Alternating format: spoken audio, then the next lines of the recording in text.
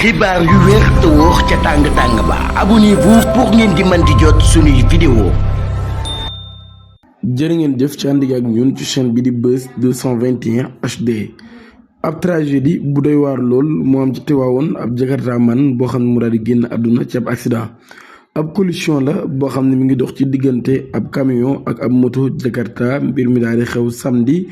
14 février bi 9h jotee ca Tivaouane ci côté marché bu bees. ci loolu nag daal tax kon jakartaaman bi daal di ñàkk bakkanam ci anam bu doy waar lool. mbir mi ngi xew ginnaaw bi nga xam ne daan ñu wax ni ab mauvaise manœuvre la boo xam ne victime bi ci boppam moom moo ko daal di def ba loolu yi kon moo tax mu daal di heurté li nga xam ne moo di gros porteur bi maanaam kon camion bi. ginnaaw témoin dafa nekkoon nag daal nañu xam ne ab choc la boo xam ne violence bi mu am doy na waar loolu. chauffeur camion bi ci boppam nag ginnaaw ba ngir échapper li nga xam ne moo di nit ñi ñu daal ci kawam daal di dem ba ci li nga xam ni moo di poste de police bi fa gën a jege mu daal di jéppal boppam. loolu nag di ab énième drame boo xam ne mi ngi am ci route bi wala sax ci li nga xam ne moo di yoon yi ci li nga xam ni moo di tapis de lancinant